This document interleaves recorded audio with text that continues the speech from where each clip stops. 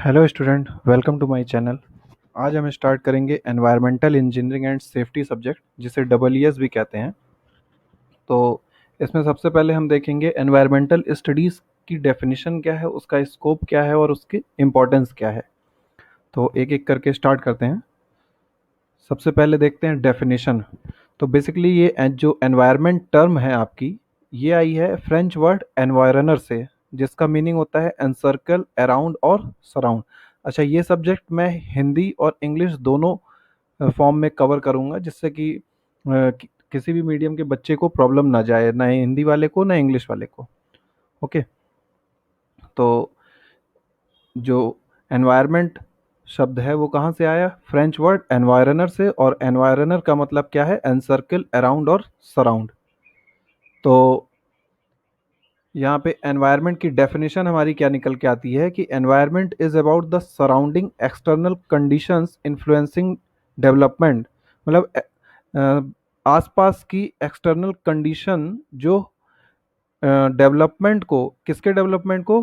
People, animal और plant, इन तीनों के डेवलपमेंट को जो अ, प्रभावित करती हैं। मीन्स आसपास की ऐसी कंडीशन, बाहरी कंडीशन जो पीपल, एनिमल या प्लांट की ग्रोथ को प्रभावित करती हैं, उसे क्या कहते हैं? एनवायरनमेंट कहते हैं। ओके। अच्छा, कुछ डेफिनेशन साइंटिस्ट के द्वारा भी दी गई हैं। जैसे कि मैंने यहाँ पे एक एग्जांपल लिया है, जो एक बोरिंग करके साइंटिस्ट का नाम है। उन्होंने क्या कहा है? A person's environment consist of the sum total of the stimulation which he receive from his conception until his death. मतलब एक व्यक्ति के लिए पर्यावरण क्या है? बेसिकली उसकी कुल उत्तेजनाओं का योग है। उत्तेजना मतलब जो बेसिकली वो जो धारणाएं बना लेता है अपनी, उन सब का योग है बेसिकली। ठीक है। तो वो उत्तेजनाएं कौन कौन सी हो सकती हैं? जैसे कि फिजिकल, इंटेलेक्चुअल, मेंटल मतलब शारीरिक, बौद्धिक, मानसिक, इकोनॉमिकल मीन्स आर्थिक, पॉलिटिकल राजनीतिक, कल्चरल सांस्कृतिक, सोशल सामाजिक, मोरल नैतिक और इमोशनल जैसे भावनात्मक। तो इन सब जो उसकी ये सारी उत्तेजना है, इन सब को जोड़ने के बाद जो अपनी वो धारणा बना लेता है जन्म से लेकर मृत्यु तक, तो वो क्या कहलाता है? आपका एनवायरनमेंट कहलाता है। उस पर्सन का एनवायरनमेंट कहलाता है बेसिकली। ओके। तो नेक्स्ट देखते हैं स्कोप ऑफ एनवायरनमेंट। तो जो स्कोप है एनवायरनमेंट का, मीन्स वो कहाँ तक फैला हुआ है। तो बेसिकली इसको 4 सेगमेंट में डिवाइड किया गया है। जैसे कि पहला है एटमॉस्फेयर, मतलब कि वायुमंडल। तो एटमॉस्फेयर क्या है? Basically atmosphere form A distinct protective layer about 100 kilometre thick around the earth.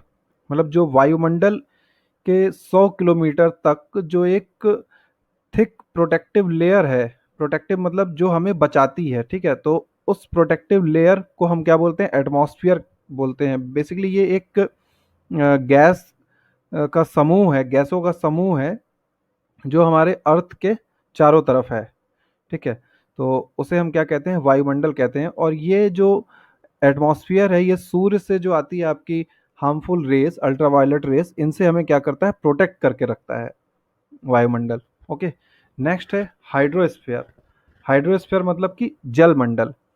तो जलमंडल जो है आपका, ये all types of water resources, जैसे इसमें क्या क्या आता है? All types of water resources, जैसे ओशियन मतलब समुद्र हो गया आपका, फिर seas, lake, rivers, stream, reservoir, polar ice cap, glacier, ground water, ये सबको मिला के हमारा जलमंडल बनता है।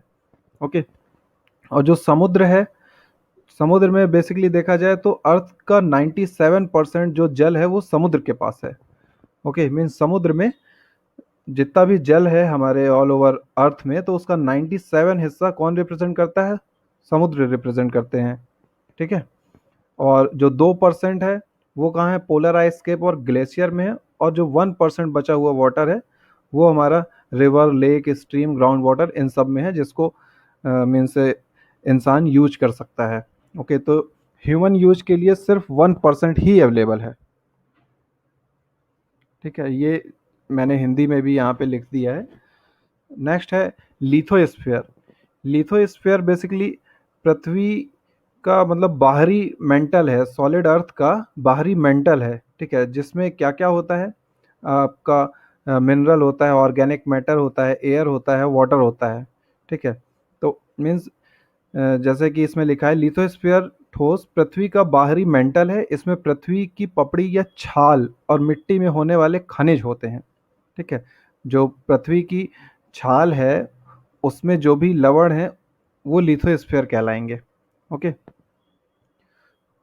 तो अच्छा, मिट्टी में भी जो खनिज होते हैं वो भी आपके लिथोस्फीयर में ही आएंगे। तो बेसिकली इसमें आपका मिनरल हो गया, मीन्स खनिज हो गया, ऑर्गेनिक मैटर जो कार्बनिक पदार्थ हैं, हवा और पानी हो गया। ठीक है, तो ये आपका क्या कहलाएगा, लिथोस्फीयर कहलाएगा। नेक्स्ट है बायोस्फीयर। बायोस्फीयर क्या है बेसिकली, बायोस्फीयर पर्यावरण अर्थात वायुमंडल, जलमंडल, लिथोस्फीयर, वायुमंडल, जलमंडल और लिथोस्फीयर के साथ रहने वाले जीवों और उनके इंटरेक्शन के दायरे को इंगित करता है। मतलब जो चीज़ें वायुमंडल में है, जलमंडल में है और लिथोस्फीयर में है, तो बेसिकली उनके दायरे को इंगित कर रहा है। मीन्स उनका कहाँ तक दायरा हो सकता है, जो बायोस्फीयर में जो जीव हैं तो उनका दायरा कहाँ तक हो सकता है। मीन्स वो वायुमंडल में भी हो सकते हैं, जलमंडल में भी हो सकते हैं और जमीन की सतह में भी हो सकते हैं, लिथोस्फीयर में भी हो सकते हैं। ओके, मतलब जो जीव वायुमंडल में है ना, और जलमंडल में है, उन सब से एक स्फीयर जो बनता है हमारा वो बायोस्फीयर होता है। उसमें सारे लिविंग ऑर्गेनिज्म होते हैं और उनका इंटरेक्शन होता है विथ एनवायरनमेंट। तो ये हमारा बायोस्फीयर कहलाता है। ओके, नेक्स्ट है importance of environmental studies. Means environment subject हमें क्यों पढ़ना चाहिए और इसका इम्पोर्टेंस क्या है।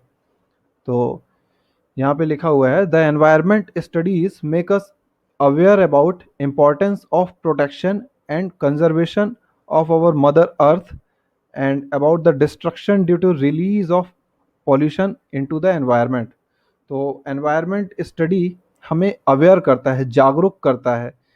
किस लिए जागरूक करता है, प्रोटेक्ट करने के लिए हमारी मदर अर्थ को, है ना। और दूसरा हमें इसलिए जागरूक करता है एनवायरनमेंट स्टडीज, मीन्स इसलिए इसको पढ़ना चाहिए कि ये जो हमारा पॉल्यूशन है, एनवायरनमेंट में जो पॉल्यूशन रिलीज हो रहा है तो उससे क्या क्या डिफेक्ट हो रहा है, क्या क्या डिस्ट्रक्ट हो रहा है, तो इसको जानने के लिए हमें एनवायरनमेंट स्टडी पढ़ना बहुत जरूरी है।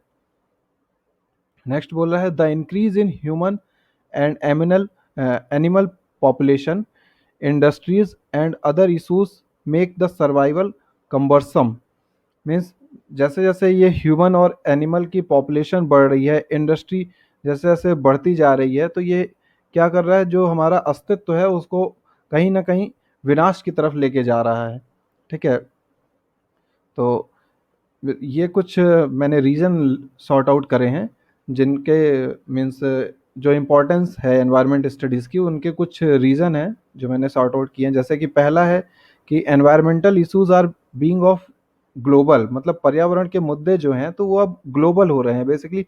मतलब जैसे अगर आपका ओजोन लेयर डिप्लीशन हो रहा है, ग्लोबल वार्मिंग हो रही है, एसिड रेन हो रहा है, ठीक है, और ओशियन में जो आपका पॉल्यूशन हो रहा है, तो ये सब चीज़ें अब एक नेशनल लेवल में नहीं है। मतलब ऐसा नहीं कि कोई एक पर्टिकुलर कंट्री ओजोन डिप्लीशन को सॉल्व कर सकती है, अब ऐसा नहीं हो सकता। अब इसको सॉल्व करने के लिए हमें सारे कंट्रीज़ को एक साथ लेना पड़ेगा, तब हम उस मुद्दे को सॉल्व कर सकते हैं। ये एक नेशनल इशू नहीं है बेसिकली, है ना। अब ये आपका इंटरनेशनल इशू हो गया है और इसको सॉल्व भी उसी लेवल पे ही करना पड़ेगा। इंटरनेशनल एफर्ट आपको लगाने पड़ेंगे तभी ये सॉल्व हो पाएगा। ओके, नेक्स्ट है विकास और पर्यावरण, मतलब डेवलपमेंट एंड एनवायरनमेंट।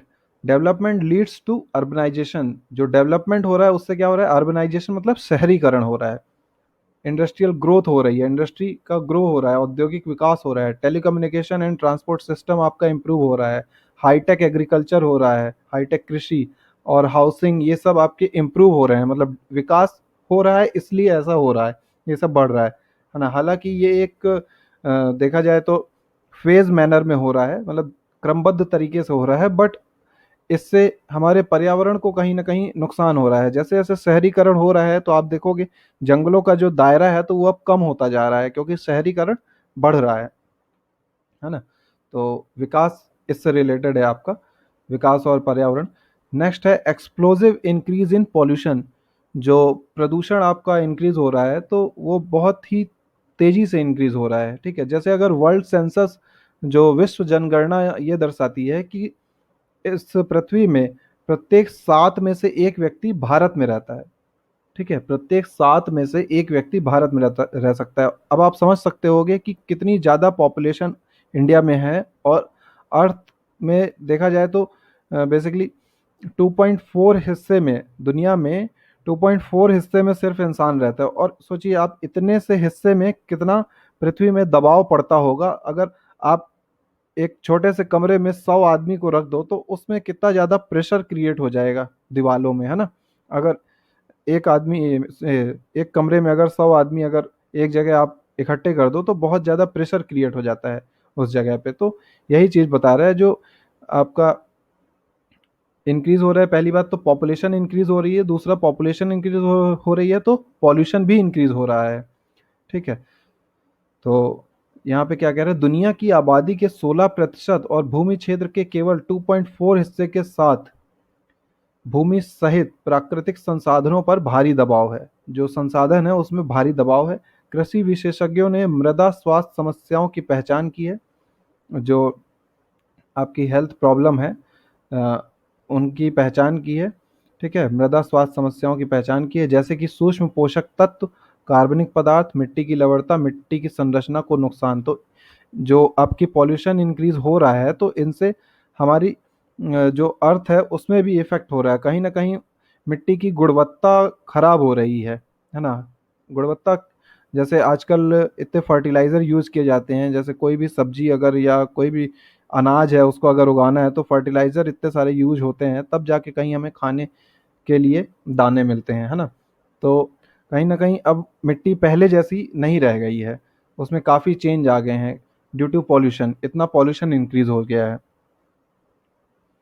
नेक्स्ट है need for wise planning of development, मतलब विकास के लिए एक अच्छी योजना की ज़रूरत है। मतलब विकास तो ज़रूरी ही है ही, बट उसके साथ साथ एक अच्छी योजना की भी ज़रूरत है, जिससे कि विकास एक क्रमबद्ध तरीके से और अच्छे से हो सके। तो इसमें क्या है कि our survival and subsistence depend on resources availability. जो हमारा सर्वाइवल है, तो हमारा अस्तित्व है, तो वो बेसिकली संसाधन की उपलब्धता पर निर्भर है। जो भी संसाधन उपलब्ध हैं उन पे निर्भर है। इसलिए संसाधन प्रसंस्करण और उत्पादों के उपयोग के लिए पारिस्थितिक चक्र के साथ सभी को सिंक्रोनाइज करते हैं।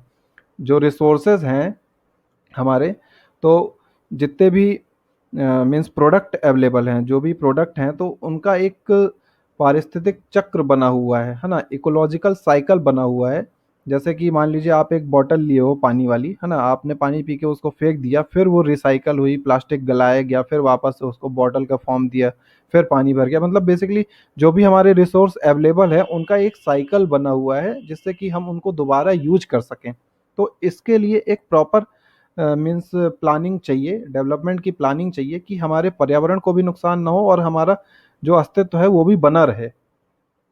ठीक है, फिर आगे क्या है, विकास की किसी भी योजना में पर्यावरण और विकास के निर्वाह के लिए पारिस्थितिक रूप से हमारे कार्यों की योजना बनाई जानी चाहिए। मतलब जो भी हम डेवलपमेंट कर रहे हैं तो उसके लिए एक अच्छी प्लानिंग की ज़रूरत है, जिससे कि हमारे पर्यावरण को भी नुकसान ना हो और हम अपना काम भी करते रहें, हमारी आजीविका या जीविका भी चलती रहे, है ना। तो ये था बेसिकली एनवायरमेंटल स्टडीज़ की इम्पोर्टेंस। ओके, तो मिलते हैं फिर नेक्स्ट क्लास में। Okay, thank you.